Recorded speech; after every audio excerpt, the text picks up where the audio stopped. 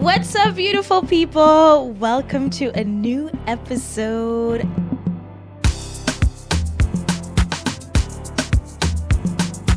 I am super happy to announce our next guest because she is now nationally famous. She's been not only on one, but on two national broadcasts, VTM and VRT. I'm just super proud to see this young woman realizing her dream. Let me welcome you. Welcome Marleen from Repeat Health. Thank you that I can be here. Thank you for inviting me. And thank you for the intro. Wow. Everyone says that when I do an intro. Wow. No, but I am really super proud of your accomplishments. I remember, because I know you, we're not gonna pretend that we don't know each other. We've known each other for a very, very long time. Way back. Way back, since we're teenagers. I think I met you when I was 16 or something. You were 16. I was 16. I had to be 14 or so. You were 14, yes. The photos. Too bad this is just a podcast because I can show you photos of our hair looking. Please don't. Looking all raggedy with our afros, not knowing what to do with it. Exactly. But yeah, here you are, a full-grown woman with your own company, Repeat Health. Can you tell me a little bit about Repeat Health? What is it? Well, let's call it a preventative health practice where we provide not only sessions, so let's say helping people go through a journey where they discover how they can optimize their health, but also really treat chronic illnesses and complaints. And we do like a broad spectrum of chronic illnesses or chronic complaints, but our main focuses are the gut health, gut issues, but also maybe other issues such as immune diseases or autoimmune diseases, which start in the gut. And we also treat hormonal imbalances, let's say not only the reproductive system hormones, but also the stress hormones, the thyroid hormones, so thyroid troubles. And then if we go like a little bit further, we also treat the mind. So everything brain-based, stress, depression, anxiety, insomnia. That's what we do in the practice. We help people not only treat those symptoms, but really go to the cause and treat the cause and educate them. I think education is also a very big part of what we do in the practice. That is a lot. What? That is a lot. It's a mouthful, maybe, yeah. Whoa. So I'm super interested in the way how you treat chronic diseases. So we're talking about Parkinson's, exactly. arthros. Exactly. So Parkinson's, Alzheimer, but also just migraine is an issue, is a chronic issue. Bloatedness, PDS or IBS, it's called in English, right? It's PDS in Dutch, but IBS in English. What is IBS? IBS is the irritable bowel syndrome. So basically your bowel just live its life of its own, and you farting a lot, gassy farting, but also the typical bloatedness and having a very changing stool, cramps, not feeling well within your gut basically is easily stamped upon as IBS, but it's not broad. Exactly. IBS, I believe, is more like a term we put on something that relates to the gut issues, but mostly it's not just IBS. It might even be leaky gut or other things, happening within your gut. I see you looking at me like, oh, what the hell is that? But yeah, just to give you a few examples of chronic diseases. So you have things going on in the gut, but you also have PMS, which all of we women or most of us women have had or still have, but you also have PCOS, so many different complaints. What's PCOS? PCOS it's where our hormones are imbalanced, and at a certain point we start producing, as women of course, too much testosterone, and our eggs don't pop open. So we get like multiple eggs and it doesn't pop up. So we don't get our menstruation through in a normal cycle. You don't have your menstruals, or Well, maybe every 3 months or something. Exactly. So the cycle prolongs because of that typical hormonal balance, and you get issues such as hair loss, but also like acne or body hair growth that really starts to take it their own way of living, and then of course fertility issues. So it's difficult to get pregnant, and many other symptoms that might be very personal or individual per person, basically. So it's Okay. that's in broad terms what PCOS means. Yeah. Yeah. So side note, when I see like sometimes Congolese auntie with a beard, it's PCOS. It might indicate it. Yes, it does. It might indicate it. Yeah, it might indicate it. But PCOS is a syndrome.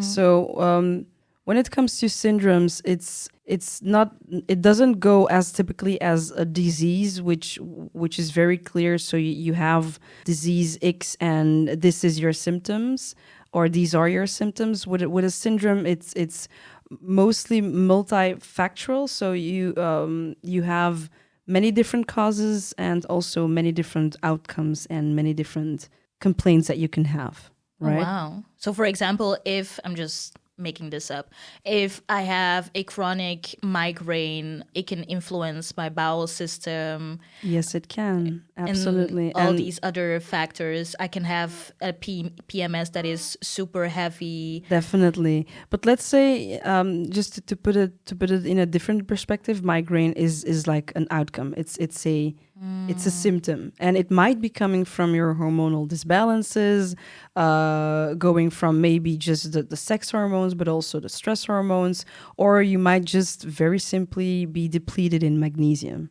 Right, so you have like just as simple. Exactly. But at the other hand, it might also have to do with the gut flora maybe being imbalanced. You know, having maybe too much of candida, the yeast that lives within us all, by the way. But having too much of it might also give migraine issues. So it has multiple causes. How can you have too much of the yeast? Of the candida. How can you? Well, it has to do a lot with our food and how we feed our gut flora, basically, but also how we treat it. So most drugs, so I'm talking about medication, and definitely antibiotics kill off all bacteria. So they don't even only the good ones. Exactly, not only the bad ones, but also the good ones. And you have to look at the gut flora as, let's say, a whole different world that keeps each other in balance. So you have the good ones and the bad ones. But if the good ones die off, then usually the candida, which also lives there, and you have different sorts of candida, they start to take over, and then you start getting those weird symptoms because candida lives off sugar. So if you are someone who maybe has had an antibiotic cure, or 4 or 5, 10 maybe for some people, and you eat a lot of carbs or you eat a lot of sugar, then yes, having a candida issue is most likely. Exactly. Oh, Yeah. wow. Yeah. So actually the gut, because I've heard this before, or I read it somewhere, that the gut is actually our second, I don't know if it was heart or brain, but Brain. It's a second brain. Yeah. Yeah. Because it's like a motherboard in a computer, right? It really is. Yeah. If really everything is. fits, then it's going to work fine. But if you have a lot of programs open and you don't have a lot of giga on your computer, then it bugs. Exactly. And actually, the way you explain it now is a better way to answer the question that you started with. Like, what are chronic illnesses? You have to look at the body as multiple, like, different systems working together. Right. And if there's a bug on one system, it will affect another system, and maybe that will affect another system. And then you start like having multiple mistakes or troubles within different systems, and it won't errors exactly, and it won't function as good as it has to be functioning. And then we can only, let's say, bear it for some amount of time, but after a time, then we start feeling It just crashes. it The crashes. computer crashes. Exactly, and you get those symptoms, right? Basically, symptoms are just our body telling us, hey, whatever you think you're doing, Cut it stop out. doing it because we can't work properly. So can you just, so it's exactly that. Wow. It's all wired together. And That's so amazing, because what you're actually saying is if our gut is our second brain, then we need to feed that correctly. yes, we do. How do we do that? Nobody teaches us how to eat. You know No. what I mean? Yeah, Properly. No, that's absolutely true. And also, let's say, to my opinion, institutions, westernized institutions, up until today, when you look at the very conventional institutions, if I may say so, Like the agriculture that we grew up in after the industrialization. Exactly, of, the exactly, West. and how we have to eat, and it's just not even taking your gut flora into consideration, to be quietly honest. And if we start with food, we obviously have to have a look at where does our food come from. And if you look at our agriculture and the way we grow vegetables, for instance, well, we put a lot of pesticides and herbicides on it, and it's to kill off microorganisms. So obviously it has an effect on our own microorganisms. So we are killing them off as well as we eat so. So how do we feed our gut? It's to start off by not killing them off by what we eat. And then, of course, we have the whole drug spectrum and antibiotics. Well, now they started to realize that we maybe overused antibiotics in the past. But yeah, there are still quite some, let's say, physicians that really give out antibiotics like very easily for a very minor problem. Then we kill off each and every time we kill off our bacteria. So that adds up to that problem. And then we have the food. If we look at how fresh our food is, we don't eat for ourselves. We basically also eat for our bacteria, because what the bacteria do is that they make like some sort of products, metabolites, and that's what we use in our systems to function normally. We need it. Exactly, we need it. But the thing is that if you don't feed the gut flora well, then they will start dying off as well. Just to give an example, if you have freshly made applesauce, I don't know why I'm coming up with this one. I love making that. Exactly. So easy. Right, but you make it freshly, you will, depending on how high you put the temperature, that's like another issue, of course. What? Exactly, I know, we'll come to God. that. Depending on how high you put the temperature, you will kind of like keep most nutrients in, and the fruit and everything that you put into it will still have enzymes, right? Which is good. I don't know what all these words mean. Right. Yes. I'll come to that. And let's say you buy applesauce just from the rack, processed, right? They put enzyme blockers, as to how I want to call it like now, but they put enzyme blockers so it won't rot. It's just simply to give a longer shelf life, right? Enzymes are little molecules that help go or that help a biochemical reaction go through, basically from one step to another. So it makes our fruit ripe, it makes our vegetable ripe, it makes our biochemical reactions go through. But to block it is to literally say, okay, you won't be able to ripe, you won't be able to rot, right? So we put it into our processed foods, so just simply to extend the shelf life. But here's the thing, those enzyme blockers also have an effect on our system, right? So we also block our digestive system. So we won't be able to get all the nutrients out. You see what I mean? I'm literally thinking, like, I'm hearing you, and all I can think is all these things, whether it is canned food or like applesauce, is just... Well, I don't want to say the K word, but it's killing us. Yeah, it's killing us. Literally, we aren't eating food that's alive anymore. And, well, How will we be able to get enough nutrients into our system to function normally, to feed our gut normally? It's getting really difficult. And it's only been, let's say, 100 to 120 years now that we make processed food, to have fast food. That's the issue. It has been an issue for the past 100 years. Oh my God. Yeah. I don't even know what to say. But this is crazy.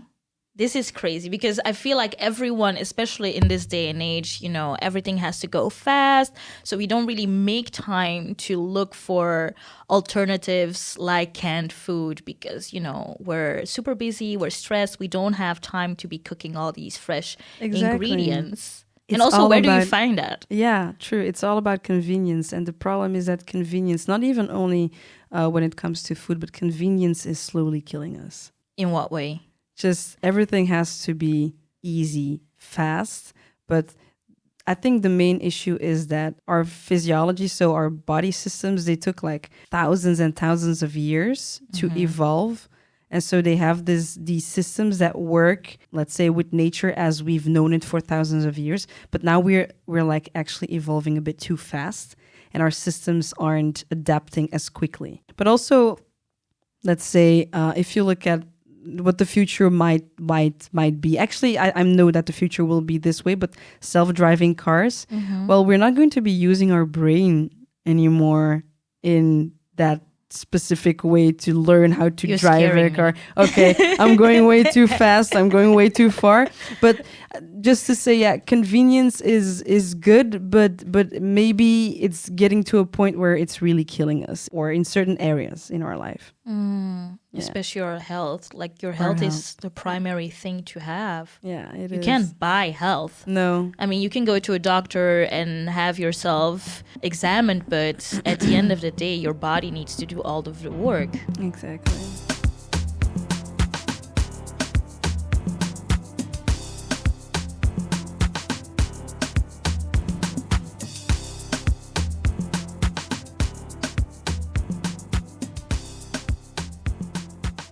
Wow. So, okay, we just covered a very important part of this conversation. Yeah. We're going to get back to this, but I just want to know, what small advice can you give people to be able to have healthy... Just to be healthy? Yeah, just to be healthy. Well, honestly, eat as freshly as you can. Where do you get those fresh things? Can you buy them at the supermarket, or do you have to go to the local market? No, you can definitely buy them at the supermarket, but maybe not everything. I would also advise to go to the local supermarkets because, well, just about eating as organic possibly as you can. You will be able to do it there. Of course, supermarket sections also have it, but eat as fresh as you can. Eat as maybe even as local as you can, because if you're going to be growing your vegetables or your fruit elsewhere, the nutrients will die off as well just by traveling across the world, right? So if you can eat it as closely as home as you can, it will be better for your gut as well.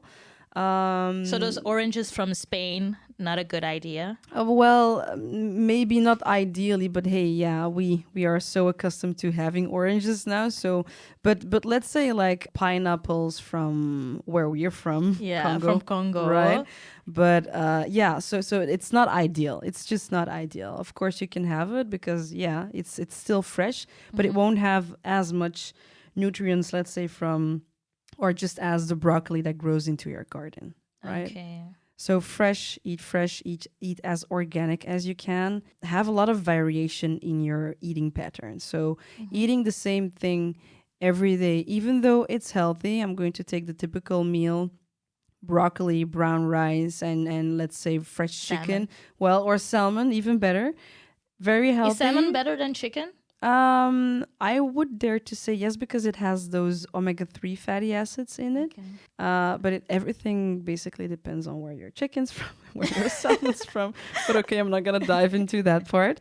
But so yeah, these things are healthy. But if you're going to have it every day, you won't provide your body with as much information as it needs. And this is basically what I want to say as well. Food is information. right? As many It's like as a code for your body. yes, exactly. Like a It's- binary code. Exactly. Wow, I'm you so bring good at this, metaphors. yeah, you bring this tech metaphors out. I love it.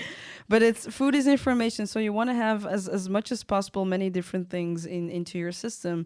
A red apple isn't the same as a green apple. A purple cauliflower isn't the same as a yellow or a white cauliflower. So That in my life. well, you will. I loved what you said on VRT when you passed on national TV because you were there as a dietitian. So you said, damn it was something with a rainbow. Oh, eat the rainbow. Eat the rainbow. Well, that's that. It's just have as much as possible information into your body, and our food makes it so simple for us, basically. But the more pigmented, so the more color your food, your vegetables, and your fruits have, the more packed it is with vitamins, minerals, and antioxidants. So you want to really get into those many different colors as much as possible as you can. yeah. So yeah, eating broccoli, yes, okay. but also but- eat the yellow aubergine and the purple cauliflower. Well, there you go. So having just as many colors on your plate as possible will be even better because the way it works in our body, those nutrients, they help each other be better absorbed. Does that make sense a little bit? Yeah. But they They literally amplify the health in your body. exactly. Yeah, that's what it Wow. does. So variation. I love this. This freshness. is this is really, really interesting. So how did you actually become a dietitian? But you also have a longer title, which I Yeah. can't really pronounce, so you do it. Right. Let me start off from the beginning. So when I was younger, I already knew, and I mean like a child, I already knew that I really wanted to help people. And I was into health-ish. So in a sense, I wanted to become a doctor. I remember that very vividly. But then when we met, at the age when we met, my dad actually, he has always been, for as long as I remember, he was retired. So my dad is old. And he started this orthomolecular course. He started studying back again. What is orthomolecular? Orthomolecular science or medicine basically stands for ortho means everything. Molecular means on a molecular base. Okay. So it's basically the science that is going to study whatever your body cells need to thrive optimally. The molecules. Exactly. Whether it's your nutrients coming from your food or nutrients coming from the bacteria that produce it or your sleep or your environment, your stress levels, everything that your cells need to do whatever it needs to do at its best. That's what orthomolecular means. Okay. Right. So yeah, he studied that, and then we started to like eat accordingly. So we, at our age, I don't know if you do remember, of course we still had like cookies and whatsoever in the house, but that's basically. And also your mom is Congolese, so Yeah. that fufu and the Right. kwanga and everything was still that present. was still very, very present because that's actually not unhealthy as some people might think. But so yeah, we still had like snacks and things at home, but mostly when friends came over.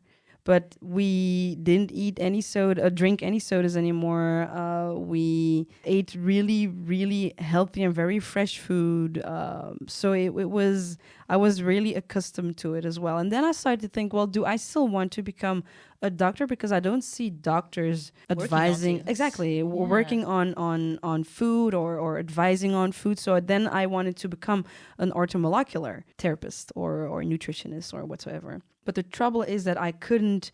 It wasn't very known. It actually still isn't very known. I literally know Belgium. nobody who does what you do, and I think that's amazing. That's what we need. Yeah, it's basically what we need in the West, definitely, because here you won't find a lot of people who die of infections or whatsoever, but you'll find people who die of chronic diseases, and that's what's necessary to treat chronic diseases. You need to dive into those cells, into those molecules, and really restore the systems in our body. But yeah, so I couldn't study it. So I had to first get a bachelor.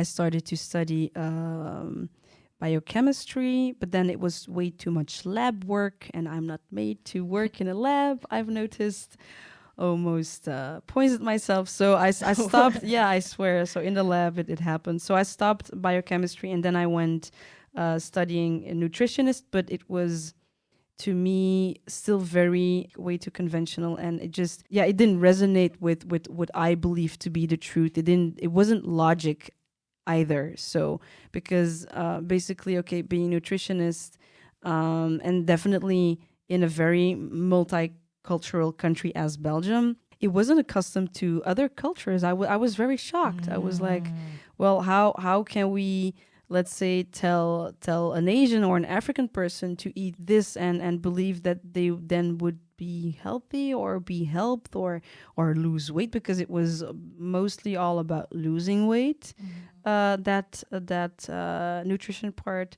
So anyway, I went through it. I graduated. Then I kind of like was a bit sick of it because, yeah, okay. The system, right? The system a bit, yeah.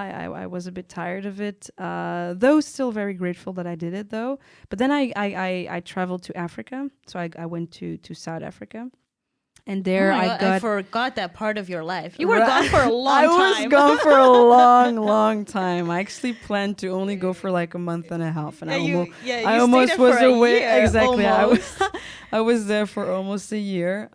Hugely fell in love with the country, with the people, with the mindset, with the way they think about health and optimal health. And actually, I got back in touch with healthy food. So after that, I went studying orthomolecular sciences.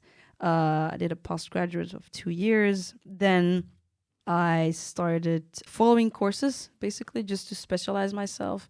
I did courses regarding our gut health, courses regarding hormonal health, so both women and men, and also the thyroid hormones. I did a burnout. What hormones? The thyroid, so our thyroid. In our, what's that? Can I say it in Dutch? Of course. Schildklier.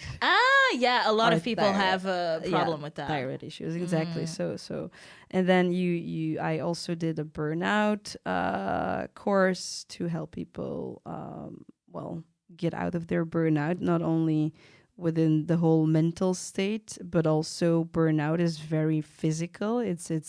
I mean, you can definitely measure whenever you are in a burnout, and you can fix it with nutrients as well. Then I specialized myself in different other things, but then I started also diving a bit deeper into the biochemistry. So now I'm doing a postgraduate of physiological or physiology, just evolutionary physiology, just to really learn where did we start as humans and how did all those systems evolve where we are now. Wow. And you're still so young. You're not even 30. I'm not even 30. She's not even 30. Look at her. Oh my God, she's trying to transform this whole system, all these bad habits that we've acquired. Exactly. Oh, I'm so happy that you're calling out habits, but because it's basically it's a habit. Yeah. But it's also because we're influenced by this industry to believe that. I remember, for example, small thing, milk. Yeah. Now all of a sudden everyone wants oat milk. We want other milk. We don't want cow milk. What's up with that? Well, let's say that the whole milk hype back in the day basically started as industrialization started, because we were milking cows, then we were milking cows that produced more milk. I mean, you have very different cows. Then milking the cows and making products out of it in processed foods. There was like an excess of milk. And then there was this trouble. How are we going to deal with the too much milk that we have? So then they had to come up with marketing stunts to sell more milk. So all of a sudden milk was good for everyone. I don't know. Do you know the slogan? I'm going to say it in Dutch as well. Melk is goed voor elk. Elk, yeah. Yeah. Well, milk is good for each. Yeah, translated exactly. Translated in English. So that came up milk is good for your bones, which actually it's not. Milk. But what Yeah. I'm just wondering, because when I hear you and when I see what you do, I'm just wondering, what are the doctors doing at this point? Because as a doctor, you investigate, or as a nutrition, you investigate Yeah. this kind of things, or you learn as you, because you will never stop learning. You always have to be on top of the newest things. Yeah. So you're always going to learn new stuff. So did no one realize like, oh, milk is actually not that good? You shouldn't consume milk or the processed products from milk every single day. Well, exactly. There are a lot of people and therapists and physicians, so doctors that are on this path as well for quite a long time, but it's not. It's still the conventional medicine that is being taught. So becoming a doctor, you'll still not learn a lot about food and about what effect it really has on our systems. So yeah, there are a lot of doctors that already are working in this manner, but the trouble with doctors is that they also don't have a lot of time, right?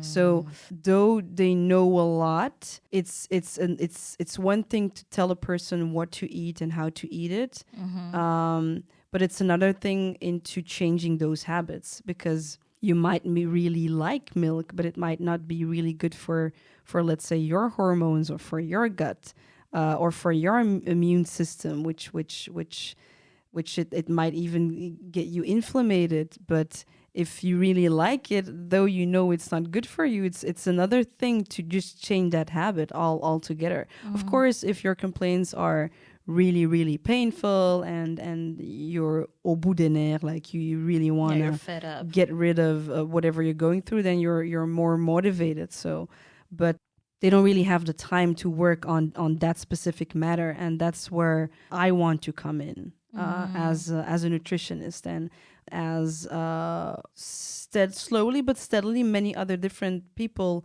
that are doing the same thing as me are trying to help those people that maybe need to be doing things differently with their food or with their lifestyle, to just educate them and really help them go through that transition phase. Yeah. Yeah. I feel like you are our current society, or capitalist society, worst nightmare. Because but seriously, if you come up with these, well, not come up because you analyze them, of course. When you analyze these things and you educate and sensibilize everyone, then we won't maybe consume the way that we do now, hopefully, and we will just all be healthy. Well, all. The majority will be healthy, and we won't have so much complaints, and maybe even have less burnouts and etc. etc. Yeah, exactly. It's true. So let's say it will be quite when people will start realizing this more and more, and just eating differently, living differently, then of course it will have a great effect on our current food industry and very popular brands, maybe junk food, which are, by the way, also really produced to make us addicted to it. I mean, they spend millions and millions. Well, it's the way you want to look at it, but yeah, they do spend like millions and millions of money, of euros, just to analyze how the human brain works and how we get addicted to whatever we are eating, basically. So they will be like analyzing a hamburger to see. Oh yeah, absolutely. To see how we can stay addicted to a hamburger. Yeah. Or chips even. I mean, we love the way that there's this crunch. And we love the way that you can make that at home. Yeah, it's not the same, probably. It's not the same. It's the taste. It's the way it feels in between your fingers. It's the way it almost like vanishes. Once you take a bite, it almost vanishes. I think it even has like a term, the vanishing caloric effect. That's literally what they call it. Vanishing caloric effect is how quickly it evaporates in your mouth. So it's as if you didn't eat it, so you want to take more. As if it doesn't have any calories, so you want to take more, even though you know, because I mean we're smart enough to know. But the way it plays our neurotransmitters, so our satisfying hormone, dopamine, the way it has an effect on our serotonin, on our endorphins. It's that it kind of like started to fool around, and well, there you go. You're addicted to a food where you perfectly know of that it's really not healthy. So, I mean, yes, it will have a great impact on that. I hope we do get to a point where we start choosing our health instead of filling other people's pockets with money. And I just really hope that we get to a point where our health system will be able to, well, I don't know, of course, focus on diseases and helping people out with acute diseases. But I want to get to a point, and I hope I still be alive to have a good look at it, but just experience it. But to a system where we can prevent chronic diseases and prevent diseases instead of trying to fix whatever has maybe, taken its toll already on someone's life quality. Wow. Honestly, the more I listen to you, the more I feel like, do you know the Truman Show, that movie? Yeah. With, what's his name? The guy with the funny faces, Jim Carrey. Jim Carrey, yeah. With Jim Carrey. And you're just like, oh my God, we're being influenced all the time. All the time, basically, yeah.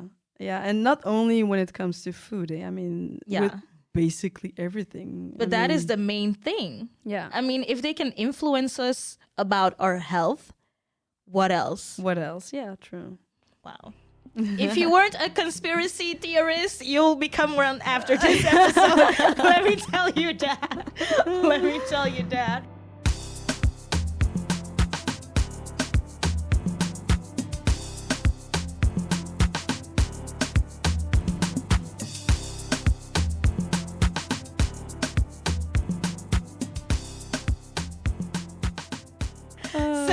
We sidetracked a bit, but so you have your own firm as a nutritionist and a biohacking naturopath and orthomolecular hormone specialist. Yeah. Wow, I almost said it. Can you tell us, because I already mentioned you are less than 30 years old. You are constantly studying, analyzing all these different compartments of our bodies. What was the process of starting your own company? So you finished your studies, and then you started your own company, Repeat Health. How did that go? Well,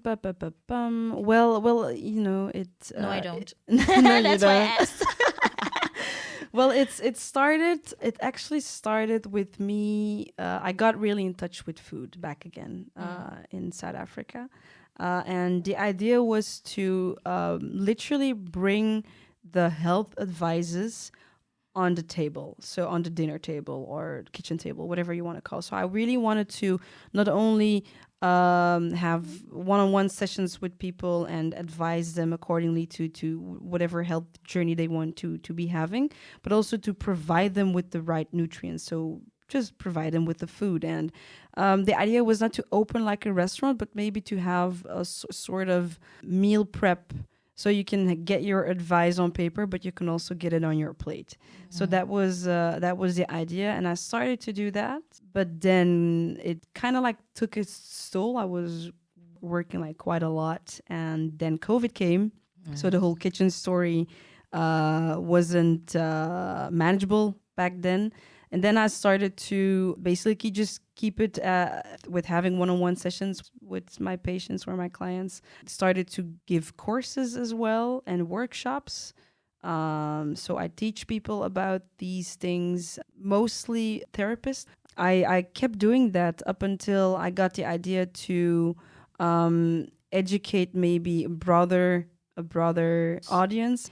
So what we're doing now is bit by bit providing e-courses as well for people who want to not maybe get into the one-on-ones, but want to try and do it themselves. And of course, if they have like a very tough chronic illness or a very difficult case that they're in, then you can have a one-on-one session as well. But just to just really educate people that there's so much that you can do yourself. Mm-hmm. And if you understand the way your body works, exactly. And right, if you understand the way your body works, and if you understand what it needs then it's really not that tough, right? So Easier said than done. easier said than done, most definitely, because quite honestly, It's hard. breaking a habit pattern is a job on its own, and that's also why I called it, me and my partner actually called it repeat. So it's about what you do repetitively that will change your system. Yeah. Repeat the health patterns. Exactly. Wow. So clever. What does a normal day look like for you as a nutritional consultant? A normal day, I would say I wake up gracefully.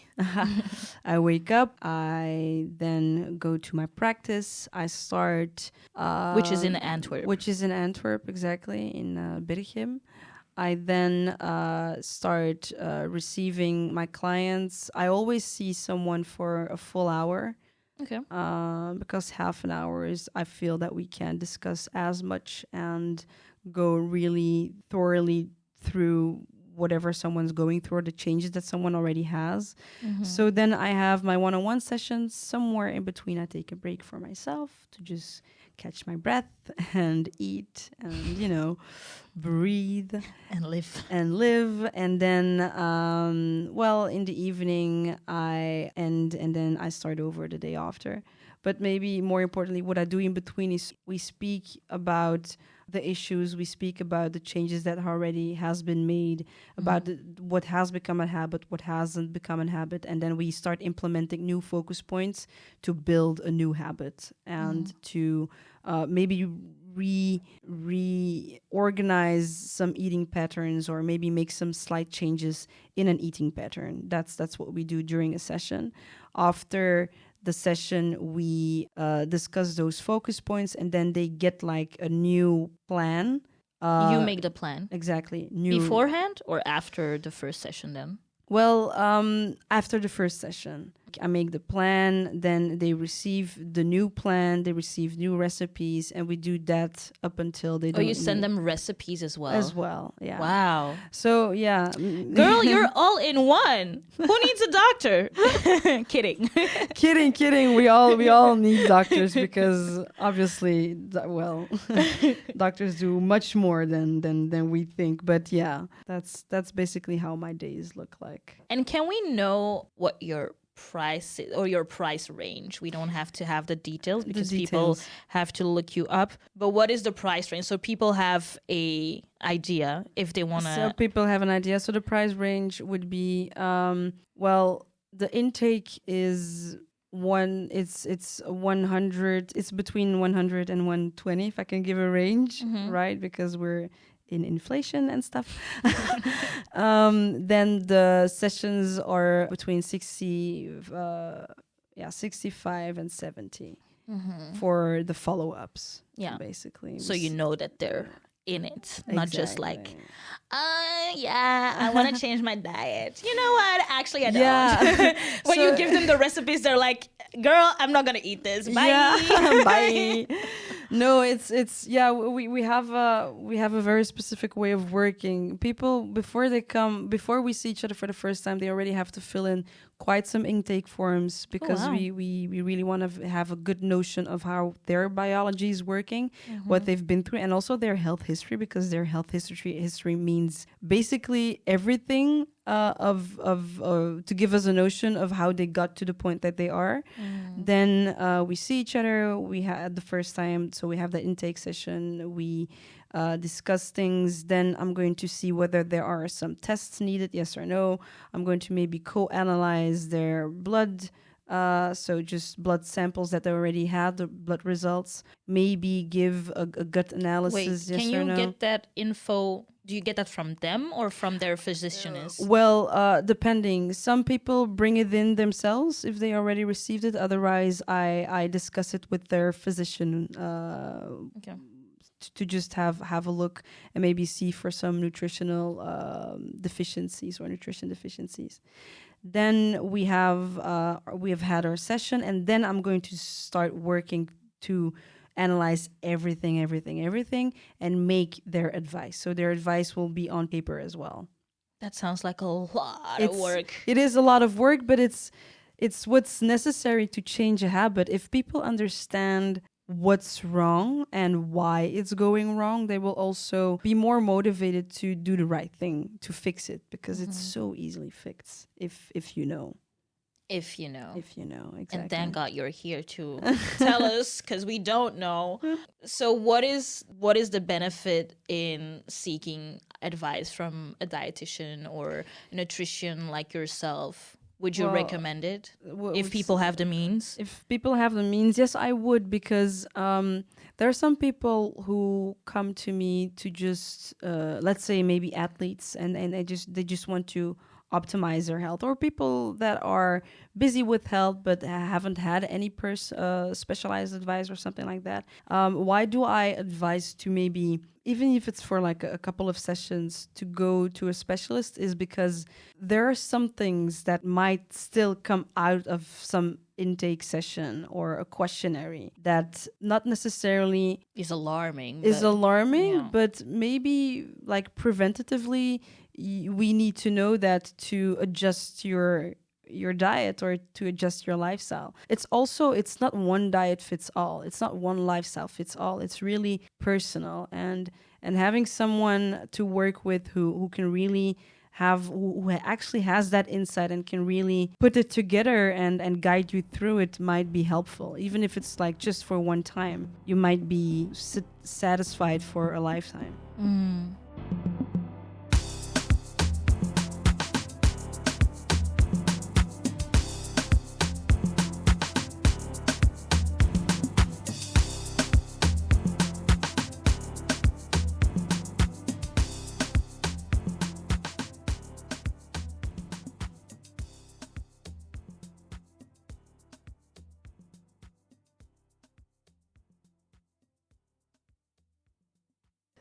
So we were talking about Western medicine and everything that goes with it. You talked about your journey in South Africa and how it inspired you or boosted you again to get more into what you're doing now. Would you agree with me? Because that is something that I felt, especially during those COVID period. We need to talk about COVID. Oh, yeah. But we're going to put a pin in that for now. But would you agree with me that Western science and all the health advice that we have, even from nutritionists, is not per se adequate for Black people and others who are not Caucasian white? Yes, I would agree to that, definitely. I can't go into depth about it because it's not something that I haven't walked that path yet, but I'm going to. Yeah. But one of the things that I noticed when I was studying when I was in my Bachelor of Nutritional Science back in the days, is that simply diabetes in Black African folks is very different as it is in white folks. So how? Yeah, it's just the numbers are very different. So if you're going to, let's say, take a blood sample or a blood results, those numbers are much higher in Black African folks than they are in white folks. So it's not that the number of the blood plates or whatever they call it. Yeah, so your insulin and I don't know if I can throw those terms because people might not understand it, but they're just very different. And if I say higher, it doesn't mean that the Black person is then more severely sick. It actually isn't. But it's just to say that it's different. So how reliable is the advice towards everyone when it comes to that matter? And how reliable is just one blood sample? Maybe we have to look way, way much further down. And also, again, about the gut... I know, but I'm born in Congo. I've lived there for 6 years, so up until my 6 years old. And just for you to give a notion, that matters too, culturally, what you eat, where you're born, how much vitamin D. How you started your life, actually, and what went into your guts from the beginning. Exactly, because the consistency is vast from your 3-year-old. So you can't change anything in your gut flora. You can't drastically change composition after you're 3 years old. imagine, right? So definitely, of course, health advice, definitely, of course, the nutrition advice, and even medication is different in many different races. I do believe that for a fact. I need to dive a little bit more deeper into it to really know what exact things that those things are. But yeah. Yeah. So for example, if you were born here, you're a white Caucasian boy or girl or non-binary, you're born here, and for example, from the age of 2, you start drinking cow milk, or you're a boy or girl non-binary in Congo, for example, and from the age of 2, you're drinking cow milk from there. Yeah. Your gut the composition of your gut will be different. It will be different. Yeah. By the way, about cow milk, we hate it. Yeah, we hate it. We aren't made to drink cow milk. Do you hear that? we aren't made to drink cow milk, though being able to digest lactose, so the milk sugar basically, is a mutation during evolution, you see. And we learned. Yeah, we changed. We forcefully learned. But it changed over thousands and thousands of years. But what you will see is that people in the West and in the North, so white people generally, are most able to digest lactose, and the ones from the South, such as Africa, India, South America, not. The better part of the world aren't able to digest lactose or cow milk in general. Wow. This is a free session. You are listening to a free session of health advice. I'm just telling you. Whoa. This is so useful. Thank you. This is so useful. I'm happy that you are happy and that you find it useful. Yeah. So that being said, where can people, for example, people who don't really have the means to come and get all these healthy advices from you, where can they get adequate and trustworthy information in regards to health? Well, let's say there are many people like me out there, by the way. Maybe not a lot in Belgium, but there are some great podcasts that you can listen to get educated. There are some great articles and books that you can read that go over this matter. I'd say if you look for podcasts that are concerning functional medicine or orthomolecular medicine, you'll get quite a lot of information already. And also YouTube channels and social media such as Instagram or TikToks. There are many of other people like me out there providing education, providing knowledge about these stuff. And if you go by these terms, functional medicine, orthomolecular, you'll definitely get that. And also adequate for your ethnicity. Yes, indeed, because there's a huge difference.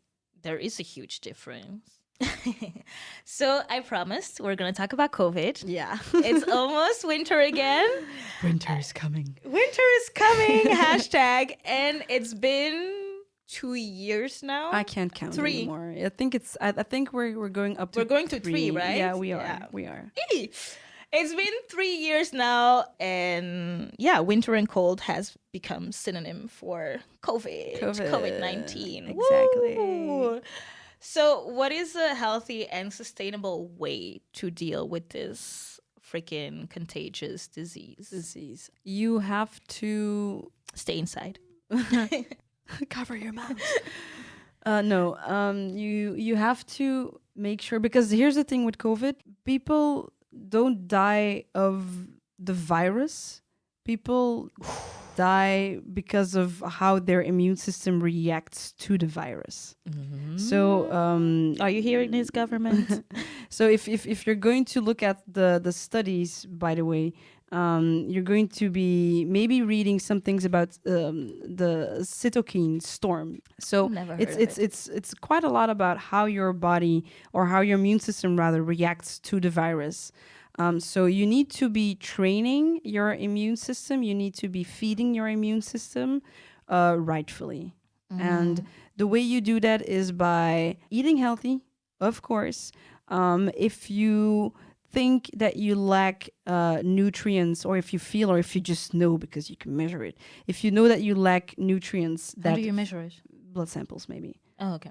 That you can, if you think, or you can measure that you lack, or you have like a deficiency of like magnesium, iron, exactly, yes, of those nutrients that really help our immune system react normally, because it's all about not having a strong or an active immune system. You just have to have an immune system that acts normal. So whenever it needs to be turned off, it will be off, and whenever it needs to be on, it will be on, because it's about the overreactive immune system that kind of like kills us, right? And nutrients that it needs is zinc, magnesium, vitamin D, por favor. Vitamin D is so important. So let's book those tickets, right? Vitamin D, and most people in Belgium have a very, very low vitamin D level. Like by the end of the winter, 90% has a very tough deficiency of vitamin D. So if you already know that, go and check your vitamin D. And if your skin, most part of your skin can't touch the sun on a daily basis, you need vitamin D, right? It's not because it's summer that you'll have enough vitamin D if you still work 9 to 5 inside. The sun doesn't come in the building, doesn't it? So, and even if it's shining through the window, it's not enough. Exactly. You won't even get vitamin D when it's shining through the window. So those nutrients you really need to check to prepare yourself for a cold winter, and for having a immune system that really helps you instead of overreacts to something that it doesn't know yet, such as COVID, right? Is it enough to go to the local store like Kruidvat or Jacob, what's it called? No, Holland and Barrett, and buy those vitamins, vitamin D, magnesium, they have like cute little bottles, and you take one every day. Yeah. Is that? I don't want to belittle Kruidvat or any brand, but it's okay, they don't sponsor us. But I wouldn't say Kruidvat.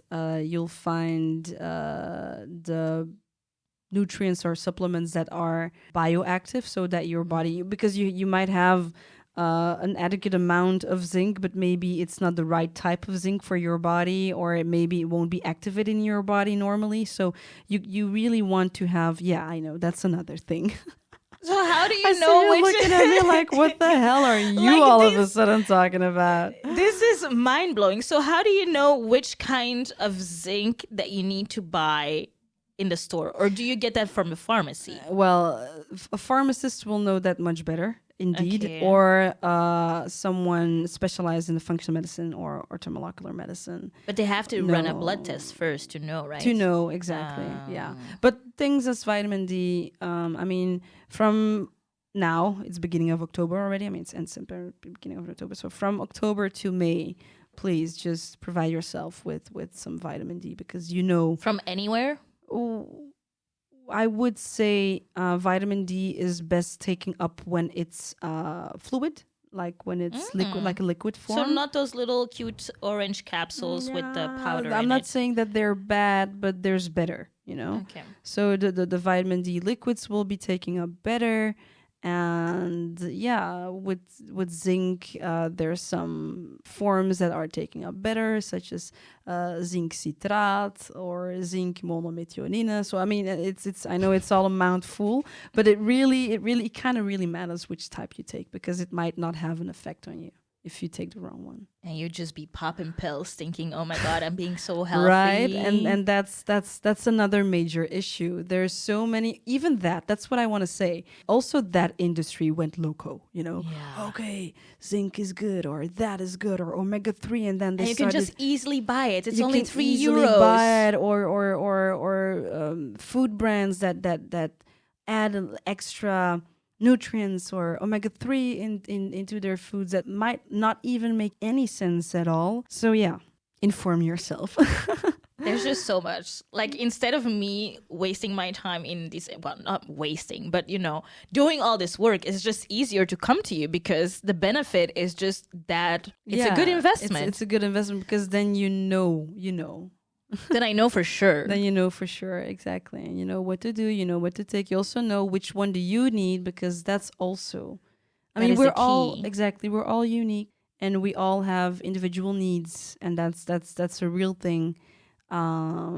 So it's very, you can really go personalized into your health, and it's a good investment. It always will be. I think that's my conviction, basically. Yes, it's also mine now because I honestly want someone like you to be at every doctor's appointment. I feel like that's necessary. No, because, for example, I had my tooth retracted a few weeks ago and I had to take antibiotics, which I haven't taken in forever, I think. Right. And then all of a sudden, I got super tired. I was really like... there you go. Yeah, I didn't even know that was a side effect. You think the doctor would tell me? No. He was just like... He did his thing, gave me the prescriptions, and that's it. Yeah, it's true. Every time you take an antibiotics, you actually should be taking a probiotic as well in the meantime, just so that you don't kill off all. And what is is it a medicine or can you get it from food? A probiotic, yes, you can have like sauerkraut and kimchi. Well, yeah. Kombucha, water kefir, those are all fermented foods, so those are probiotic foods. But probiotics basically is the living bacteria, and you can take it in a capsule, like in a pill form as well. That's one way. Couldn't the pharmacist tell me, like, oh, actually, you also need a probiotic? She could if she knew, yeah. But that's the thing. The pharmacist might have been thinking, oh, but maybe the doctor already told her, or maybe she knows herself already. So it's the knowledge is scattered. Still. So scattered. Yeah, the knowledge is scattered, and there's not one fluid working system yet. But there are people out there that are really working through it. And of course, now I know which pharmacist to go to. I know which doctor to work with. I know I have my community now, and there are communities growing, basically. So I hope that we get there in a couple of years' time. Yeah. Yeah, I hope so too. Because when I push that baby out of my vagina, I want them to have the best gut flora ever. Yeah, well said. You know now. Now. So that's it's so important. It's so important. Yeah. So what's next for Repeat Health? Because you are just growing and growing. You have so many clients. You're popping in and out of national TV. Well, next up is, as I said, we're busy doing those e-courses, and well, hopefully in a couple of months' time we can bring them out so people can start educating themselves on their own tempo, and they can still go for workshops with us. They can also book a session with Lindsay, our other team member, who goes shopping with people. Oh my God, so nice. Yeah, she goes with you to the grocery store. To the grocery store to just provide you and learn you how to shop for your needs and to learn what's healthy and what's not healthy. Oh my God. So those are the things that we're doing now. And for the future, I love to teach. So I'm going to keep on teaching and holding workshops and whatnot. But I hope what I did in the past is opening a side thing where people can also get their food, right? Whether it's going to be restaurant-based or just that they can get their ingredients that they personally need and prepare their own food, that's going to be the next step. Girl, basically. I'm so going to invest in that. You're going to be my first venture capitalist. Honestly, I'm dead serious even. Thank you. We'll talk. I just want to close off with, if there's one advice that you can give people that they have to do right now to even optimize their health, just even for a little bit, as of today, after listening to this, what would it be? Oh my God, one thing. This is so difficult. Just one. One thing. Okay. Many people might think I'm going to talk about the gut, but I won't. I'm going to talk about something else. Cut off sugar. Something else. Okay, if it's not cutting off sugar, eat way more vegetables. Try to opt for somewhere between the 400 and the 500 grams a day. Is it okay to season it?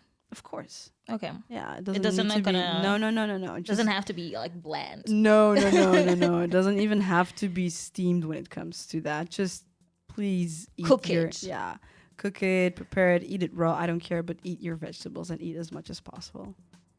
Okay. Wow, I just feel like I had a whole intake session with Repeat Health, and I hope all of you who are listening did too, because this advice costs money normally. We are lucky. We are blessed. Wow. Thank you so much, Marleen Verschoeven from Repeat Health. That's what's up. Having me. Thank you so much.